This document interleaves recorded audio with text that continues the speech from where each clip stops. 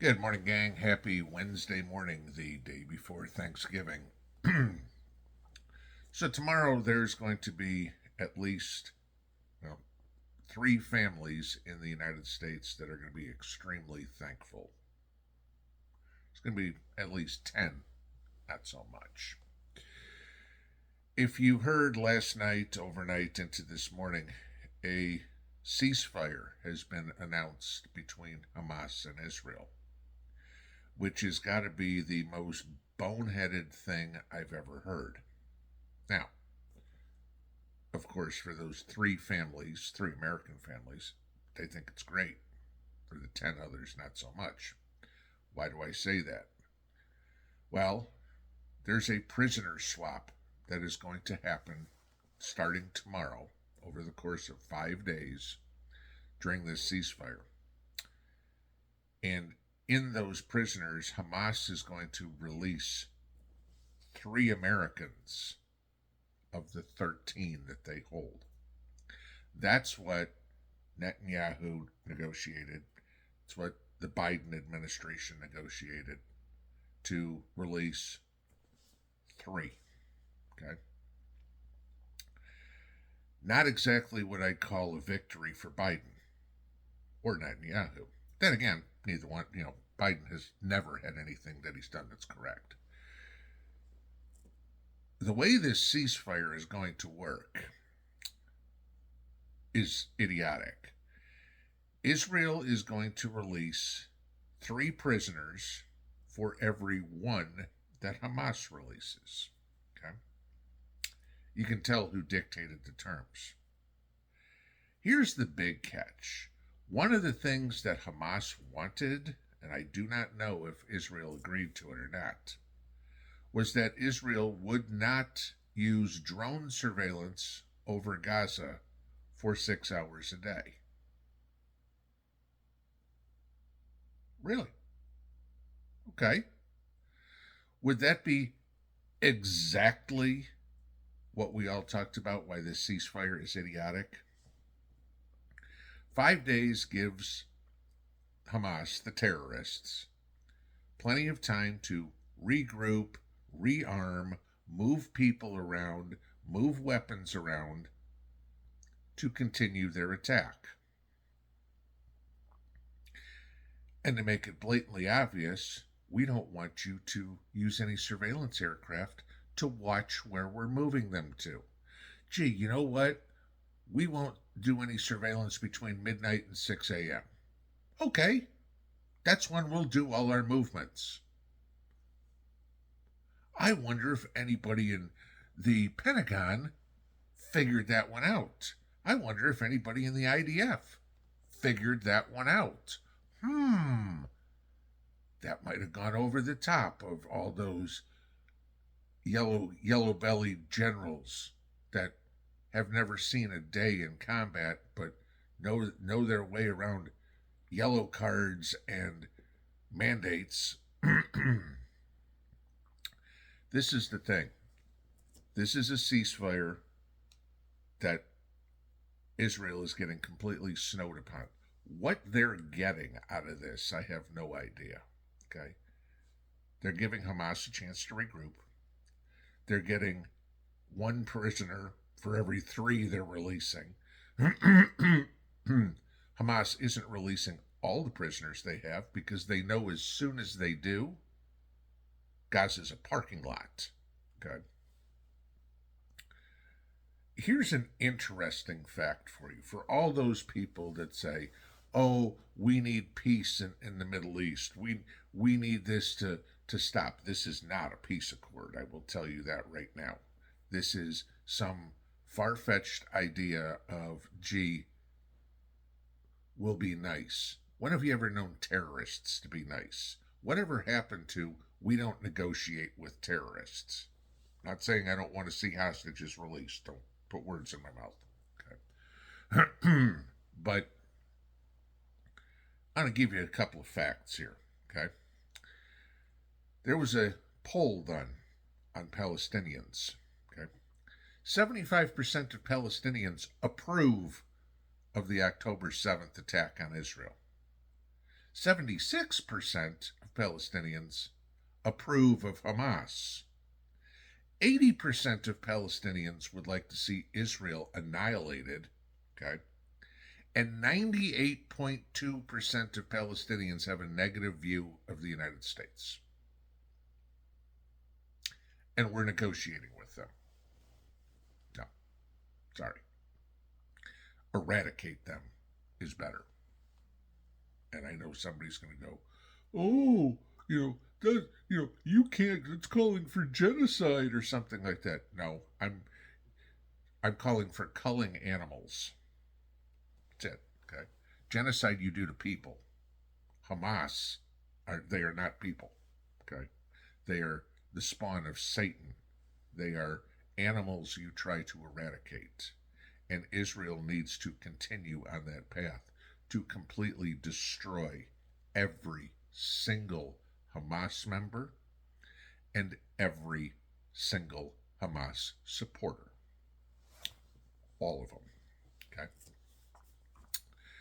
It's funny, yesterday you had Susan Sarandon, remember her, okay, because Hollywood, they're full of Rhodes Scholars there, is saying, oh, that Israel's now getting a taste what it's like to be a Muslim.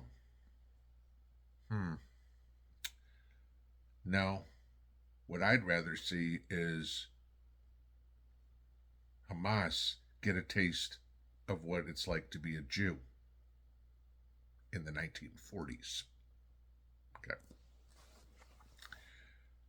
You don't negotiate with terrorists. You obliterate them.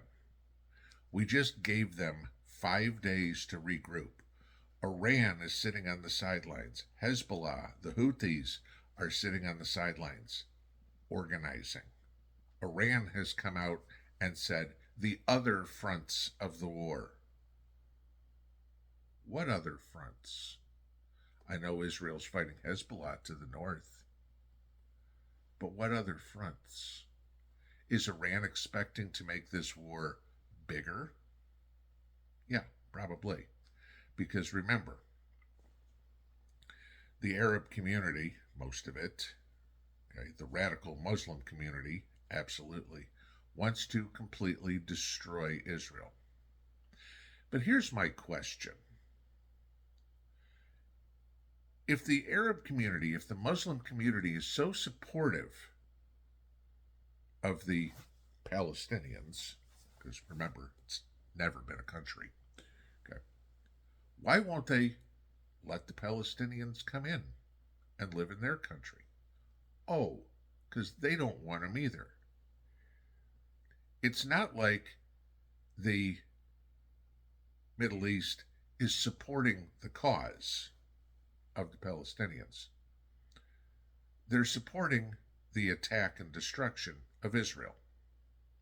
That's what it is. Now, take whatever side you want in regards to your support of Israel. Okay, if you support Hamas, you're a traitor.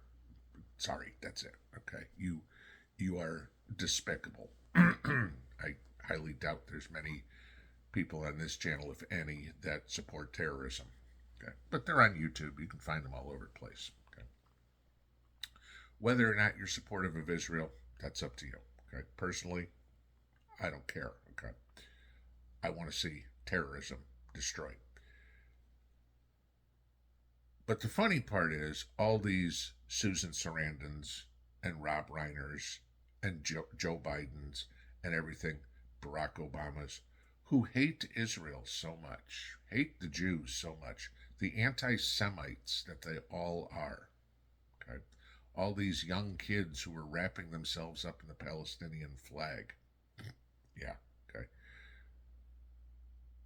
have so little self-esteem, hate themselves so much that they're willing to grasp on anything that's a fight against the man. Remember that from the 70s? Okay. That they are completely blinded to the good in the world. again, say whatever you want about the Jews, but against a lot of odds, they've been successful in medicine, business, science, collectively. Tell me again the successes that Hamas has. You know, what? You own a 7-Eleven?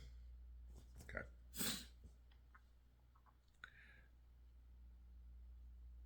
This ceasefire is going to come back to bite everybody in the butt, because this is not the end of the war by any means, as much as the liberal media is trying to say it is. Israel has already come out and said this doesn't change anything. Our entire goal is still to destroy Hamas. Hamas has said this isn't the end of everything. Our goal is still to destroy Israel. One or the other side is going to win. The odds are 99-1 on which side wins. Okay.